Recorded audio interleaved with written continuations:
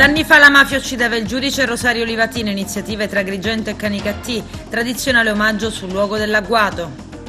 26 sbarchi a Lampedusa in 24 ore, ancora emergenza, e a Torre Salsa oggi uno sbarco fantasma.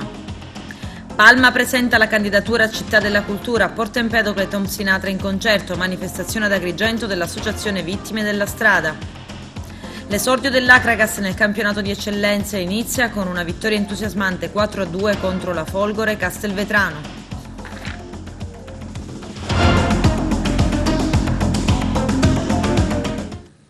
Bentrovati gentili telespettatori al nostro appuntamento con l'informazione. Oggi l'anniversario dell'uccisione del giudice Rosario Livatino. Sono trascorsi 30 anni, era il 21 settembre 1990 e il magistrato si stava recando in auto come sempre senza scorte in tribunale ad Agrigento quando venne speronato e poi in modo spietato assassinato da 4 uomini della Stidra. In Vaticano è in corso la causa per la sua beatificazione. Oggi tra Canicattì e Agrigento sono in corso i tradizionali momenti di ricordo con la deposizione della corona di fiori sulla stele posta lungo il luogo in cui venne assassinato. A Palermo oggi arriverà anche il Presidente della Repubblica Mattarella per un convegno organizzato dall'Associazione Nazionale Magistrati. Il servizio di apertura è del nostro direttore Arturo Cantella.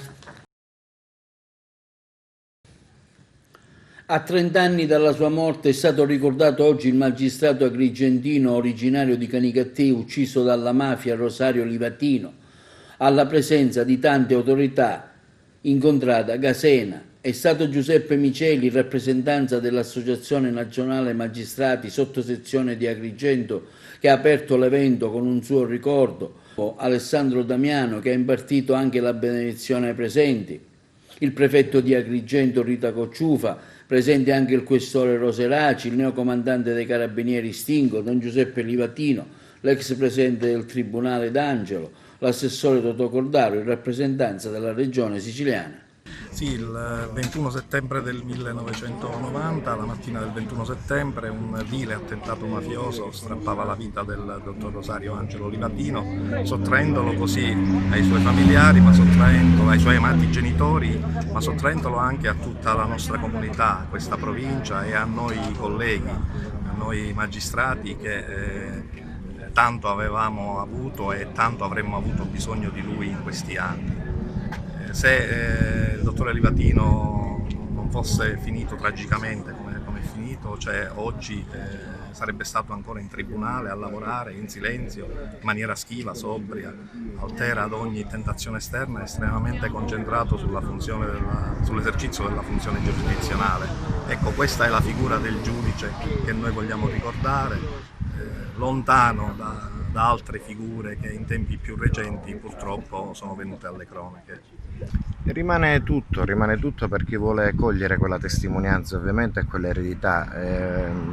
Molti ancora oggi parlano di Livatino, ma sono molto distanti anche dallo stile di vita e soprattutto dalla moralità di Livatino, che oltre ad essere ottimo cristiano è stato anche un ottimo magistrato, perché fedele alla Costituzione e fedele anche al suo battesimo.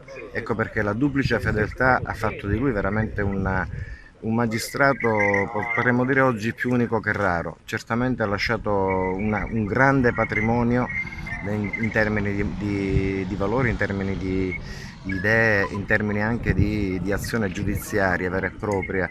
Si dovrebbe solo raccogliere tutta la sua eredità e farne realmente tesoro.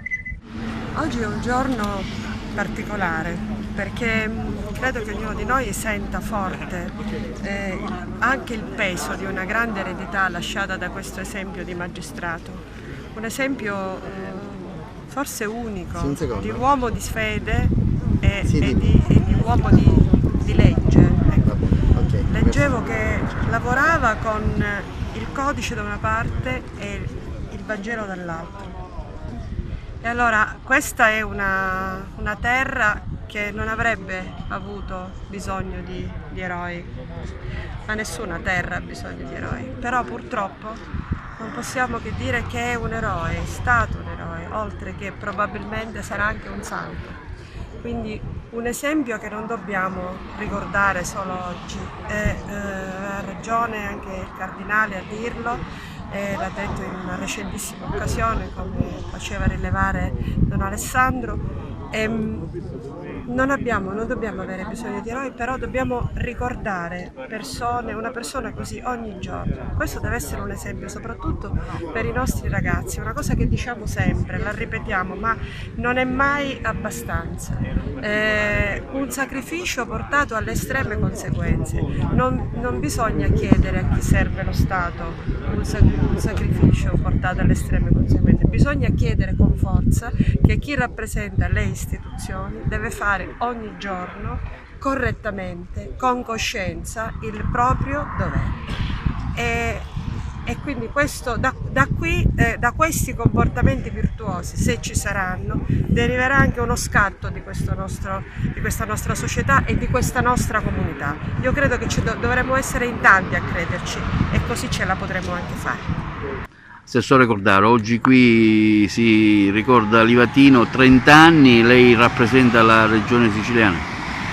Sì, io ho l'onore di rappresentare il Presidente della Regione a questa importante manifestazione che vuole commemorare un grande uomo, un uomo buono, un grande magistrato, un servitore dello Stato. La magistratura italiana e quella siciliana in particolare è la magistratura di Rosario Livatino, di Antonino Saetta, di Giovanni Falcone, di Paolo Borsellino, del procuratore Costa, di Rocco Chinnici, di Ciaccio Montalto, di tanti altri. È la magistratura sulle cui spalle è stata caricata in maniera quasi esclusiva la responsabilità di una lotta vera al sistema mafioso che probabilmente per molto tempo la politica non ha voluto affrontare, o gran parte della politica non ha voluto affrontare. Quando oggi si parla di crisi di credibilità della magistratura, comprensibilmente se ne parla, però io credo che sia opportuno per tutti i cittadini ricordare che cosa ha rappresentato e rappresenta la magistratura in termini di baluardo di difesa della libertà, della democrazia, quello che ha rappresentato la magistratura nella lotta alla mafia, nella lotta al terrorismo, nell'applicazione concreta dei principi della nostra Costituzione.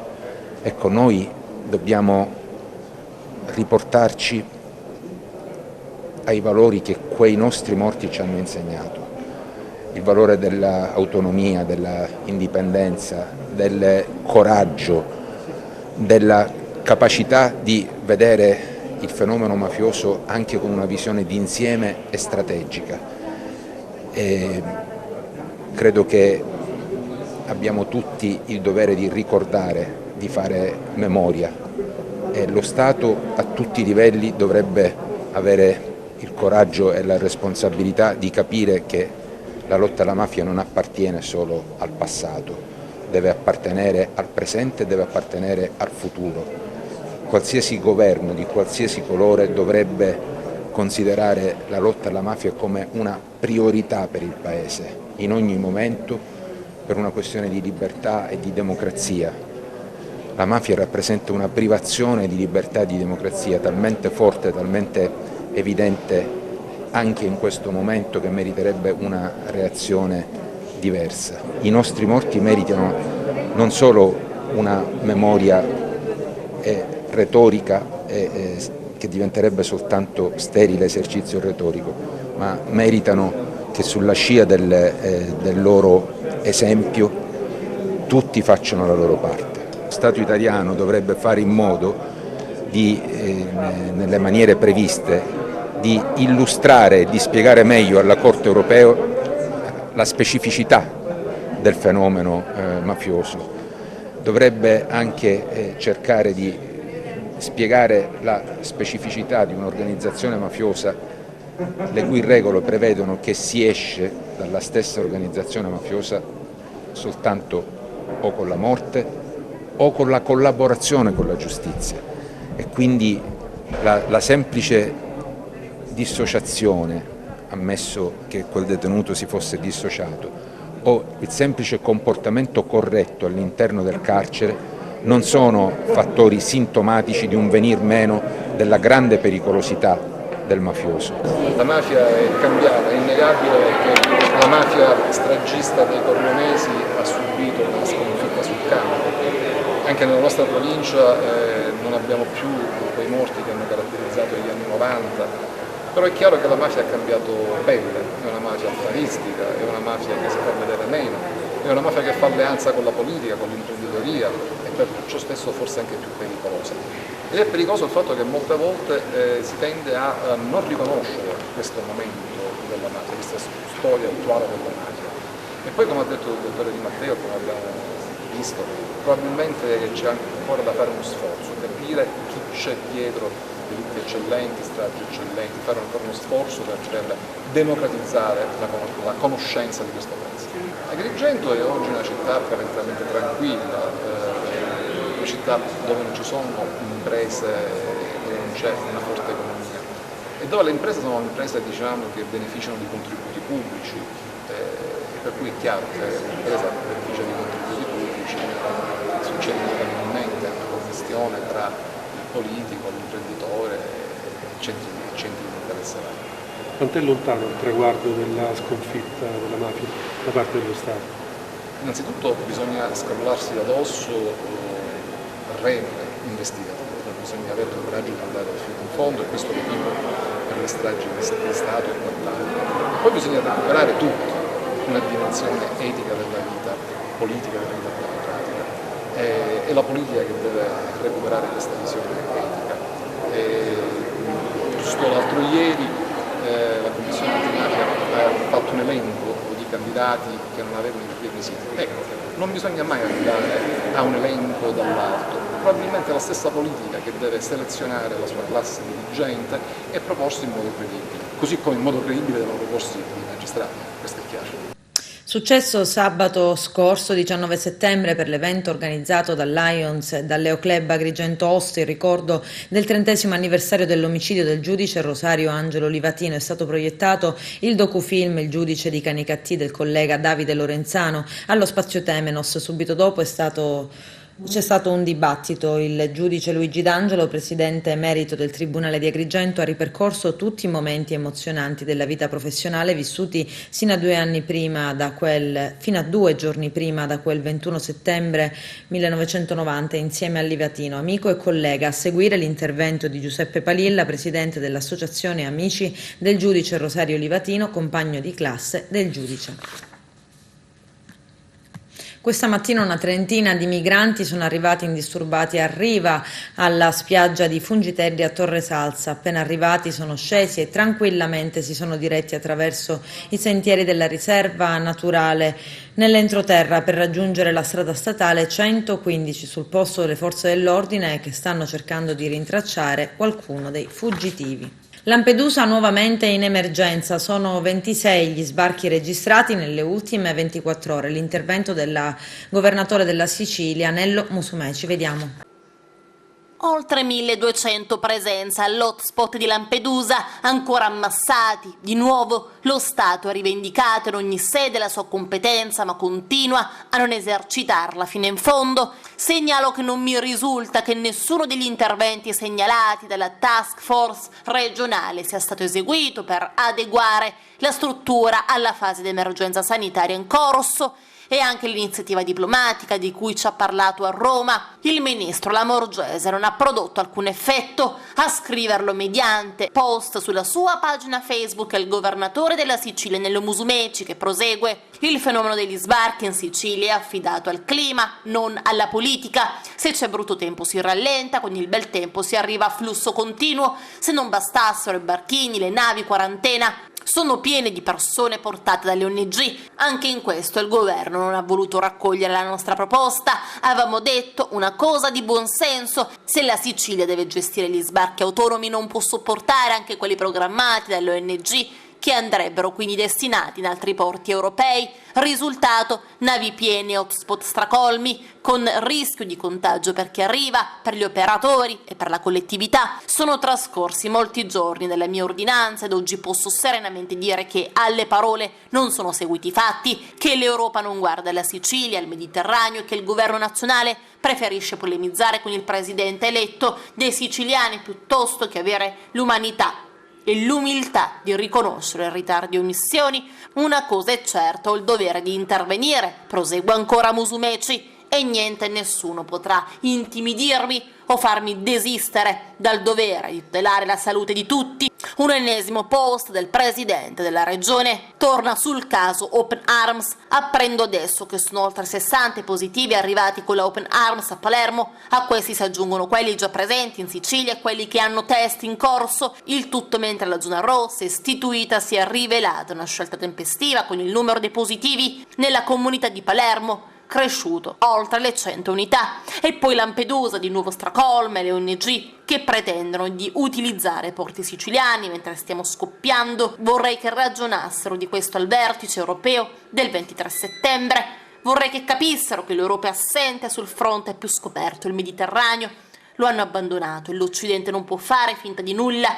Il prezzo lo pagano la Sicilia e il resto d'Italia. C'è una strafottenza senza precedenti, continua ancora il governatore, una volgare strumentalizzazione che capovolge la realtà. Quelli che difendono i diritti umani sono accusati di razzismo, quelli che se ne fregano della salute degli ultimi sono pronti per la canonizzazione. In un mondo così, in un mondo che va al contrario, nessuno si deve poi lamentare se la paura genera insicurezza, ed insicurezza, si sa, si alimentano i totalitarismi, non le democrazie. Ad Agrigento RIS e Movida indisciplinata, polizia intensifica controlli e chiede aiuti ai cittadini. Vediamo. Allora, su disposizione del signor Questore Iraci verranno predisposti dei mirati controlli sul fine settimana e continueranno senza soluzione di continuità. Quindi verranno controllati tutti gli esercizi commerciali, ma soprattutto, permettetemi, verranno controllate tutte le persone che dovranno rispettare le misure anti-Covid. Quindi esorto tutta la cittadinanza a indossare la mascherina come previsto dalle disposizioni ministeriali e dell'ultima ordinanza che è stata prorogata. Nel contempo, durante questi giorni è stato effettuato un arresto di un cittadino gambiano. Mi permetto di puntualizzare questa cosa perché questo cittadino ha creato dei problemi seri tra venerdì e sabato e domenica in centro. Quindi c'è stata una furibonda lite con una persona e subito dopo ha commesso un doppio furto in via Pirandello. Le volanti, dopo una vera e propria caccia all'uomo, sono riusciti a rintracciarlo e si tratta di una persona con diversi precedenti di polizia, diversi arresti, ma la cosa più importante è che aveva 3 misure cautelari in corso, tra cui una il divieto nella provincia di Agrigento. La cosa che mi fa riflettere e che chiedo l'aiuto della cittadinanza è che questa persona si trovava in via Tenea a creare problemi di ordine pubblico, in via Pirandello a commettere 2 reati, quindi contro il patrimonio, e non è arrivata nessuna chiamata al numero unico di emergenza 112. Quindi ricordo alla cittadinanza che la Polizia di Stato è sempre a disposizione loro, il nostro motto è esserci sempre. Quindi quando ci sono queste tipologie di reati esorto a tutti a chiamarci. Ricordo infine che esiste anche un'applicazione della Polizia di Stato che si chiama UPOL. Questa applicazione permette di fare delle segnalazioni totalmente anonime. Sono 116 nuovi casi di coronavirus registrati oggi in Sicilia, 66 dei quali sono stati individuati nella missione Speranza e Carità di Palermo, e quanto riporta il bollettino del Ministero della Salute. Attualmente ci sono 2.316 positivi, di cui 194 ricoverati in ospedale, 13 in terapia intensiva e 2.109 in isolamento domiciliare, per un totale di 5.962 casi dall'inizio dell'epidemia. I tamponi eseguiti sono 3.120. Sul fronte della distribuzione fra province, il palermitano resta il territorio più colpito con 81 nuovi casi, segue Catania con 15, poi Agrigento con 11, 3 a Messina, 2 a Caltanissetta, 2 a Ragusa, 1 a Siracusa e nessuno a Enne. Guariti oggi sono 32, non si registra infine alcun decesso e restano pertanto 296 le vittime del virus dall'inizio dell'epidemia nell'isola. Assembramenti e mancato rispetto delle norme anti-Covid-19 hanno portato alla chiusura diversi locali della Movida agrigentina. 3 tra i principali locali notturni della città hanno dovuto chiudere le proprie attività. Purtroppo, si legge in uno dei profili ufficiali di un pub del centro di città, a causa della non osservanza delle regole per il Covid da parte di molti, ci troviamo costretti a chiudere per 5 giorni, nonostante gli estremi tentativi di far rispettare la legge in vigore. Ci scusiamo con tutti e ci vediamo giovedì 6 questa storia anche per altri 2 locali del centro cittadino. La chiusura dunque è stata disposta dopo i massicci controlli degli scorsi giorni, assembramenti, folle, non osservanza delle regole. Questo ha convinto le forze dell'ordine a chiudere temporaneamente le porte dei 3 principali locali notturni della città. L'affluenza alle urne per il referendum in Sicilia alle 12 di ieri è stata dal 6,41, il dato più basso in Italia. Il dato è stato diffuso dal Ministero dell'Interno. Agrigento è la provincia siciliana a registrare il numero più basso con il 5,53%, mentre Siracusa è quella con l'affluenza maggiore al 7,16%. In provincia, scendendo nel dettaglio comune per comune, la maggiore affluenza di persone si è registrata a Ioppolo Giancazio, Agrigento, Casteltermini, Sciacca, San Giovanni Gemini. I numeri più bassi invece si riscontrano a Lampedusa, Naro e Alessandria della Rocca. Palma di Montechiaro presenta la candidatura a Capitale della Cultura 2022. Arturo Cantella. Si presenta oggi il progetto Palma. Palma è acronimo di alcune parole che poi lei ci spiegherà, per candidare Palma di Montechiaro a Capitale della Cultura Italiana, con una vasta giornata intensa di tanti momenti. Oggi, 21 settembre, innanzitutto oggi siamo qui a commemorare la scomparsa, l'uccisione del giudice Rosario Livatino, avvenuta 30 anni or sono, e oggi commemoreremo pure Giovanni Fazio, che compie 23 anni dalla sua uccisione. In questo contesto presenteremo il progetto Io sono Palma, la nostra candidatura a Capitale Italiana della Cultura. Io sono Palma è la sintesi di tutte le qualità che la mia comunità ha, ed è la sintesi del programma culturale che Palma sta scrivendo per ritornare alle sue nobili radici, al suo antico splendore. Io sono Palma, io sono perdono, io sono archè, io sono logos, io sono memoria, io sono avvenire. Come potete vedere, in questo acronimo vi è una progettualità, una storia da raccontare, vi è un orizzonte da raggiungere. Quindi partiamo noi dal perdono, passando per la memoria, per arrivare all'avvenire, che è il futuro di tutti noi. Palma di Montechiaro è convinta di essere la capitale del perdono. Palma di Montechiaro è convinta di poter dare il proprio messaggio, il proprio contributo al sistema paese, e l'Italia in questo momento ha gran bisogno di perdono e di riconciliazione. E Palma è qui a gridare: io sono Palma, io ci sono. Presidente, oggi qui a Palma di Montechiaro, come Ordine degli Architetti, voi siete parte attiva e fattiva per la presentazione del progetto Palma, un progetto importante che candida Palma a Capitale della Cultura Italiana. Un processo di riscatto sociale, ma soprattutto di valorizzazione di un territorio come quello di Palma di Montechiaro, fra i barocchi più importanti della nostra Sicilia. Non poteva che non essere presente l'Ordine degli Architetti di Agrigento, che fin dalle prime battute è stato partner di questa iniziativa. Devo dire che Palma ha negli anni, e soprattutto in questi ultimi anni, voluto rilanciare la sua immagine. Mi riferisco anche all'evento con Dolce & Gabbana, ma anche alle grandissime attività portate avanti dall'Archeoclub, e questo grazie ad un'amministrazione che ha voluto riprendere il suo patrimonio culturale in quella rigenerazione che noi parliamo essere non solo urbana ma umana di un territorio. Ecco, un lavoro intenso che oggi arriva alla sua presentazione ufficiale, ce lo sintetizzi? Allora, il lavoro è stato particolarmente intenso perché siamo partiti dallo studio del nostro territorio, che è ricco di arte, di storia, di cultura, quindi ha una potenzialità che doveva essere messa sostanzialmente in luce e soprattutto a sistema.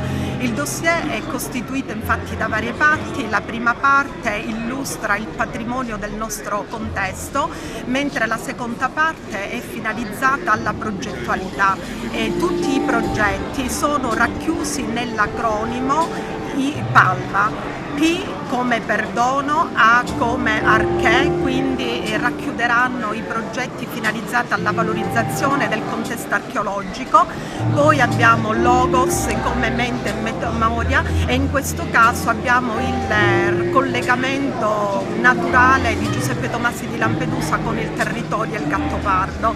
Successivamente la memoria, quindi con la valorizzazione dei beni storico-artistici del nostro territorio, prevalentemente di natura religiosa e successivamente l'Avvenire, quindi tutti i progetti finalizzati alla rigenerazione ambientale e anche con una ricaduta nel contesto sociale. Siamo con l'onorevole Cimino qui a Palma di Montechiaro alla presentazione del progetto di Palma candidata alla cultura, ecco anche la sua presenza e il suo fattivo interessamento. Sì, anch'io oggi ho tenuto tanto a partecipare a Io Sono Palma perché è un onore, un grande orgoglio avere Palma di Montechiaro tra le finaliste a Capitale della Cultura. Bisogna sognare in grande per il futuro, non bisogna mai arrendersi e rassegnarsi alla mediocrità del tempo o del proprio passato. I giovani possono ancora fare la differenza e anche una buona amministrazione. L'Associazione Italiana Familiari e Vittime della Strada organizza una manifestazione ad Agrigento a Villa Bonfiglio. Vediamo. Comandante, una giornata importante dedicata alle vittime sulla strada che purtroppo sono tante e aumentano sempre. Sì, per me è un grande piacere qui oggi essere presente, insieme anche al prefetto, al questore e alle altre autorità provinciali. Tra l'altro sono contento che questa manifestazione oggi viene inserita nell'ambito della settimana europea della mobilità che va dal 16 settembre al 22 settembre. Noi non dobbiamo mai abbassare la guardia su questo tema perché dopo il lockdown, dove c'è stato un notevole calo degli incendi stradali in tutta Italia, ovviamente con la riduzione della mobilità, adesso assistiamo a un ritorno del numero di incidenti considerevole e anche purtroppo anche delle vittime. Anche qui ad Agrigento purtroppo abbiamo presenza di questa associazione, abbiamo presenza di familiari di vittime della strada, quindi non dobbiamo pensare che questo è un fenomeno che sia lontano da noi, ma è un fenomeno molto vicino a noi. Ci siamo impegnati per contrastare questo problema della strage stradale che prima non aveva nessuna difesa e quindi ci siamo impegnati per la prevenzione e la giustizia. Una manifestazione sicuramente toccante, quella di oggi, che avete fortemente voluto per non dimenticare chi è stato ucciso nelle strade. Esattamente, oggi con questa posa dell'albero di mandorlo che ha un valore spirituale molto elevato, perché l'albero di mandorlo è il primo albero che fiorisce in primavera e il suo frutto è composto dalla mandorla che sta a simboleggiare la conoscenza.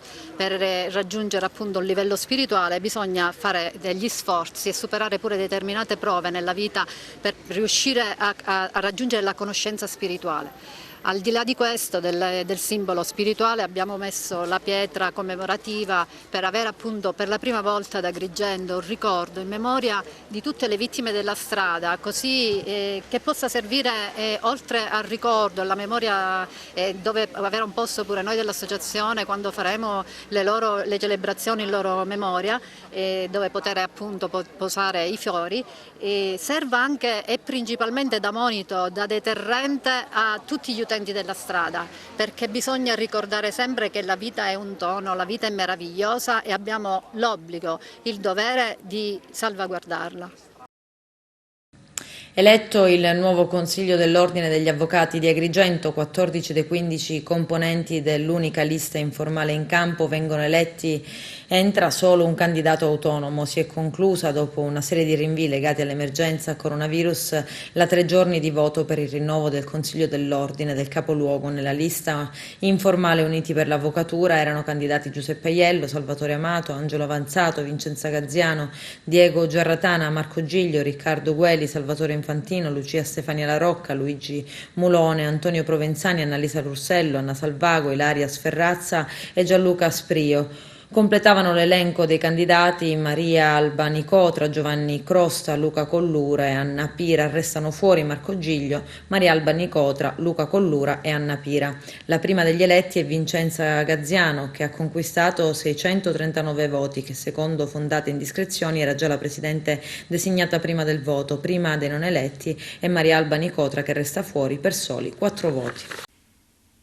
La Polizia di Stato ha denunciato 6 persone per detenzione e divulgazione di pornografia minorile. La Procura distrettuale di Messina ha coordinato un'attività contro la pedopornografia online condotta dalla Polizia Postale delle Comunicazioni e conclusasi al momento con 6 persone indagate per detenzione e divulgazione di pornografia minorile. Le investigazioni sono state svolte dalla Polizia Postale di Catania e Messina sotto la direzione del Centro Nazionale Contrasto Pedopornografia Online del Servizio Polizia Postale delle Comunicazioni. Esse sono state avviate dopo la denuncia di una donna residente nella provincia peloritana e madre di un adolescente che si era accorta della presenza sullo smartphone della figlia di diverse sessioni di chat effettuate con singoli utenti con scambio di foto e video di minori nudi in pose erotiche. La donna consegnava spontaneamente il dispositivo mobile al personale della polizia postale che acquisiva con sofisticate strumentazioni forensi il contenuto del telefono, in particolare delle comunicazioni WhatsApp. Iniziava così un meticoloso lavoro investigativo finalizzato a ricostruire le dinamiche e le eventuali condotte penalmente rilevanti poste in essere dai singoli. Sono in corso comunque approfondimenti per verificare la condotta di adescamento. Oltre ai 6 indagati maggiorenni, sono stati identificati alcuni utenti minori che sono stati segnalati alla competente procura per i minorenni. Nel corso delle perquisizioni sono stati sequestrati computer e smartphone, rinvenendo già in fase di perquisizione informatica immagini di pornografia minorile. Le province interessate dalle perquisizioni sono state Messina, Catania, Palermo, Milano, Napoli e Teramo. Adesso c'è la pubblicità, tra poco vi aspetto. Tom Sinatra in concerto alla Torre Carlo V di Porto Empedocle. Lo spettacolo è stato organizzato con il patrocinio del comune di Porto Empedocle. Ha come titolo Tra le corde e l'anima. Il nostro direttore Arturo Cantella. Serate estive a Porto Empedocle, questa sera è la volta di Tom Sinatra. Sì, l'estate qui non finisce mai, del resto abbiamo le spiagge anche piene, perché evidentemente qui il sole allieta ancora le giornate e le serate sono calde, così abbiamo l'onore di avere questo concerto di questo grandissimo chitarrista, un artista famoso a livello mondiale. Certamente le restrizioni Covid impongono una limitazione dei posti, non abbiamo potuto onorare con i numeri che la sua fama consentirebbe, però siamo lieti comunque di portare avanti qui a Porto Empedocle l'arte, la cultura in tutte le sue dimensioni. Altre iniziative? Sì, ma intanto anche presentiamo dei libri, domani ci sarà la presentazione di un libro anche con un cantaustorie, quindi sulla tradizione siciliana, ma abbiamo tante altre iniziative che stiamo predisponendo perché l'estate qui non finisca mai. Tommy Sinatra questa sera a Porto Empedocle, per allietare questi scorci di estate, cosa ci proporrai e cosa farai sentirci? Allora, questa sera farò un repertorio un po' rimaneggiato, che però nella gran parte è il repertorio che io porto in tutta Europa, però questa sera ci sono delle aggiunte. C'è una parte dedicata a Ennio Morricone e una parte dedicata ai fratelli Franco e Totò Licausi, che sono stati peraltro i miei maestri, pregiatissimi, e a loro voglio dedicare 3 brani della loro magnifica composizione. Questa è una serata che mi riempie il cuore di gioia, perché Porto Empedocle io la porto nell'anima. Porto Empedocle per me è la mia seconda casa. Ecco, tu spazi anche fuori nei tuoi impegni musicali? Sì, io sono in giro, diciamo ci siamo fermati per il lockdown, ma adesso riprenderemo, andremo in Russia, poi torneremo in Italia e poi saremo in America Latina a gennaio e poi ritorneremo ancora in Russia, e speriamo che tutto questo momento un po' di impasse passerà e saremo... Insomma, c'è sempre tanta voglia di musica, di spettacolo, di divertimento. Sì, perché la musica libera, secondo me la musica è un'altra medicina che guarisce anche dalle patologie che si creano attorno a queste situazioni. La musica serve a rilassarci, serve a dimenticare, è come una bella mostra di quadri, a entrare lì dentro ci rigenera, e io credo che la musica sia una delle nostre salvezze oltre la medicina.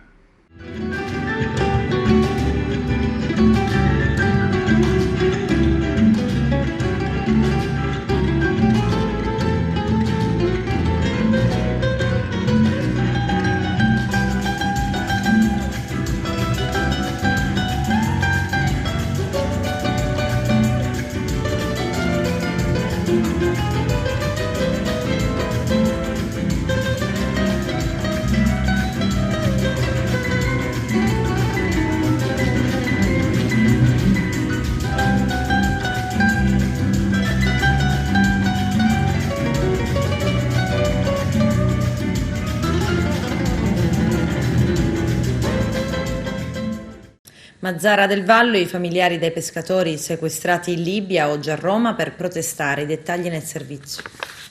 In Libia hanno annunciato la loro partenza verso Palazzo Chigi, prevista proprio per questo 21 settembre.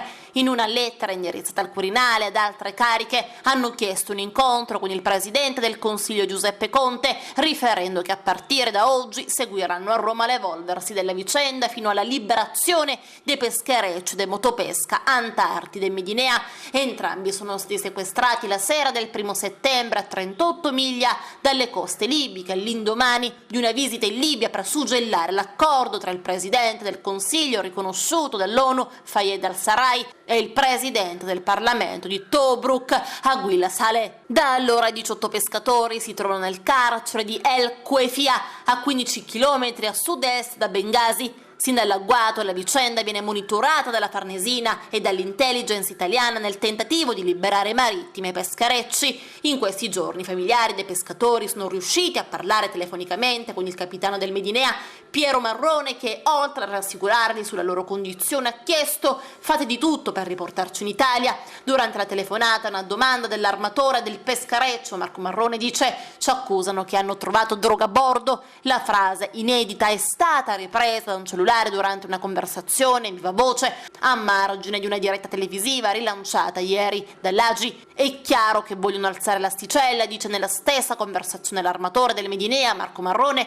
Nessuna conferma da parte della Farnesina, che assieme all'intelligence sta conducendo le trattative per il rilascio dei 18 marittimi. I 2 motopesca della sera del sequestro si trovano incustoditi nel porto di Bengasi. Nel corso delle trattative le autorità dirette dal generale Khalifa Haftar hanno chiesto al governo italiano uno scambio di prigionieri con 4 libici condannati in Italia a 30 anni di carcere tuttora detenuti, con l'accusa di essere tra gli scafisti della cosiddetta strage di Ferragosto, in cui morirono 49 migranti in asfissia nella stiva di un'imbarcazione.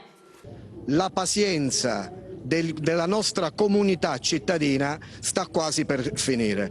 Io colgo davvero la preoccupazione negli sguardi dei familiari dei nostri marittimi che oggi si trovano a Bengasi in stato di fermo. È davvero insostenibile. La marineria di Mazara del Vallo ha pagato un tributo ormai altissimo in questi decenni. Noi pretendiamo e chiediamo al governo, che sa bene, che conosce bene la storia di questa città, chiediamo ancora ulteriori sforzi perché questa situazione volga al finire. Sono 17 giorni ormai sono trascorsi dal sequestro, perché di sequestro si parla. Il governo ci ha rappresentato le azioni che sta mettendo in campo, intanto quelle diplomatiche con tutte le forze governative che oggi hanno un'influenza su questo campo, che oggi è diventato un campo di guerra per noi a Mazara del Vallo, e poi successivamente le azioni che invece le nostre forze diplomatiche e l'intelligence sta mettendo in campo a Bengasi. Questa richiesta di scambio non è una richiesta ufficiale, non entra in gioco nelle trattative. Questo è quello che mi viene comunicato direttamente dai miei contatti alla Farnesina. Calcio, l'esordio dell'Akragas nel campionato di eccellenza 2020-2021 inizia con una vittoria entusiasmante. A farne le spese la Folgore Castelvetrano. Carmelo Lentini. Inizia a son di gol il cammino biancazzurro nel campionato di eccellenza contro un irriducibile Folgore che ha avuto il merito di lottare dal primo all'ultimo istante. L'Akragas parte bene, dopo una traversa piena di cipolla e di testa, trova il vantaggio con l'argentino Villa. La compagine dei Temple è ben disposta in campo, ma deve capitolare sugli sviluppi di un calcio di punizione finalizzato da Maltese. L'Akragas incassa il pari, ma reagisce prontamente e con una tremenda forza d'urto riesce a raddoppiare grazie ad una intuizione del giovane Ferrante. Ad inizio ripresa arriva la terza rete con Gambino, bene imbeccato da Villa. La gara sembra chiusa, ma l'espulsione di Mannina, nel primo tempo era stato espulso il folgorino Corso, riequilibrava la numerica e dava più fiducia ai ragazzi di Bonino. Era in ogni caso l'Akragas giocare in maniera attentista e sorniona, sfiorando ripetutamente la rete. Una traversa di Gambino e qualche altra occasione di Villa, sprecata ad un soffio, rimandavano l'appuntamento con il gol.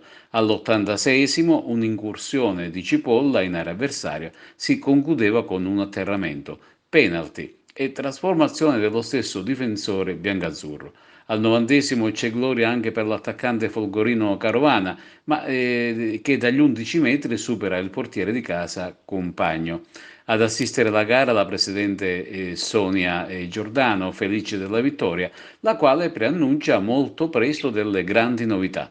3 punti pesanti ed importanti e domenica seconda gara di campionato a Casteltermini. Per quanto riguarda gli altri risultati della giornata, la Sagataldese ha espugnato il campo del Mazzara per 1-2. La Nissa si blocca in casa 0-0 con il Marsala, mentre il Canicattì espugna il rettangolo di gioco del Marineo. Mercoledì prossimo scenderanno in campo Pro Favara Cus Palermo, Misilmeri Monreale, Parmo Valle Casteltermini e Sciacca Castellamare. Ed ora spazio alle interviste di fine gara tra Akragas e Folgore. Presidente Sonia Giordano, si inaugura bene la stagione dell'Akragas con una vittoria abbastanza pesante che poteva finire ancora in maniera molto più congrua dal punto di vista dei gol.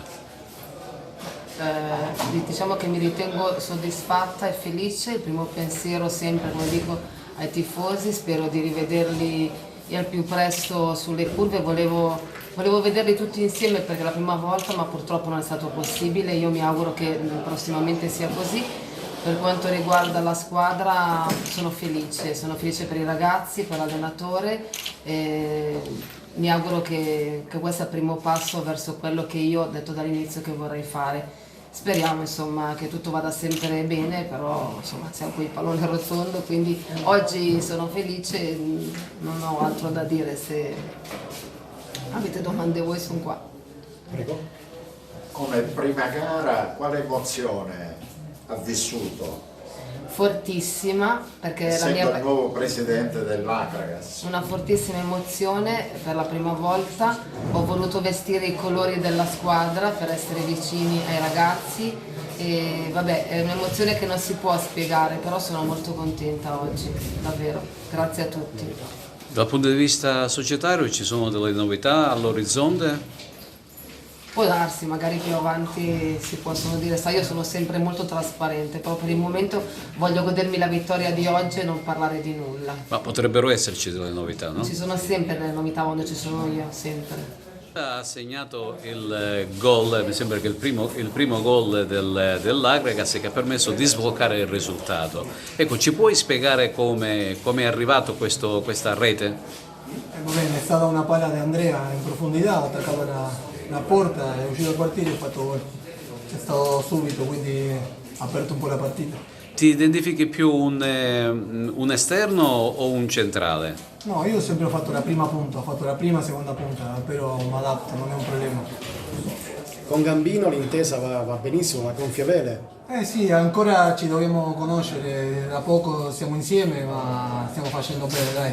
La preparazione a volte si vede che ci manca un po', però piano piano con il passo delle partite prendiamo. Esordio positivo per l'Akragas contro una squadra che ha mostrato veramente tanta grinta e tanta passione. Un risultato che alla fine, contando anche le azioni da gol fatte dall'Akragas, poteva terminare anche con un risultato più congruo per la squadra biancazzurra. Sì, sono d'accordo. Ma diciamo che per come abbiamo lavorato fino adesso un po' me l'aspettavo. A tratti ho visto l'Akragas, quella che deve essere, quella che deve continuare a fare fino a fine campionato. Però vorrei vederla più dei tratti che ho visto oggi, cioè la vorrei vedere con più continuità. La cosa che mi è piaciuta tanto è stato dopo aver preso gol, comunque c'è stata subito una reazione anche fortissima, ci siamo messi lì, li abbiamo stretti e chiusi, quindi subito abbiamo fatto il 2-1.